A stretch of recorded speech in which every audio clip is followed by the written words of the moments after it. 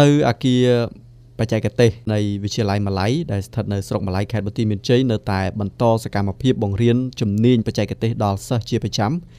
ដែលជាកម្មវិធីបណ្ដុះបណ្ដាលមួយរៀបចំឡើងដោយមន្ទីរអប់រំយុវជននិងកីឡាខេត្តក្រោមគំនិតផ្ដួចផ្ដើមនិងជួយឧបត្ថម្ភដោយអាដាមកាយកំចានឧត្តមទីប្រឹក្សាព្រះមហាក្សត្រនិងជាអ្នកតំណាងរាស្ត្រមណ្ឌលខេត្តបន្ទាយមានជ័យដែលផ្ដោតលើការបណ្ដុះបណ្ដាលជំនាញបច្ចេកទេសដូចជាការតបណ្ដាញអគ្គិសនីជាដើមបាទដែលជំនាញនោះគឺមានទាំងបង្រៀនទ្រឹស្ដីនិងការអនុវត្តជាក់ស្ដែងដើម្បីឲ្យសិស្សទទួលបានចំណេះដឹងនិងជំនាញប្រកបដោយគុណភាពកម្មវិធីបណ្ដុះបណ្ដាលនេះគឺជាផ្នែកមួយនៃការអភិវឌ្ឍការអប់រំបែបបច្ចេកទេសនិងវិជ្ជាជីវៈនៅក្នុងវិទ្យាល័យម៉ាឡៃដែលមានគោលបំណងបំពាក់ជំនាញជាក់ស្ដែងដល់សិស្សានុសិស្សដើម្បីអាចយកទៅប្រើប្រាស់ក្នុងជីវភាពប្រចាំថ្ងៃបានឬក៏បន្តការសិក្សាបាទទៅមុខទៀតឆ្ពោះទៅរកឱកាសការងារនៅពេលខាងបាទនៅថ្ងៃអនាគត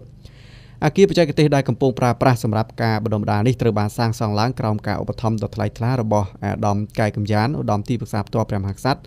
និងជាអ្នក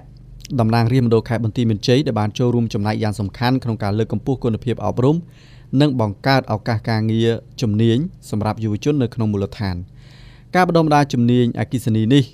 មិនមែនត្រឹមតែជួយឲ្យសិស្សទទួលបានចំណេះដឹងនិងជំនាញបច្ចេកទេសទេប៉ុន្តែថែមទាំងជួយ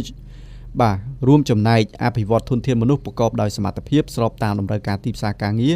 និងគោលនយោបាយអភិវឌ្ឍមូលធនមនុស្សរបស់រដ្ឋាភិបាលនាពេលបច្ចុប្បន្ននេះផងដែរបាទ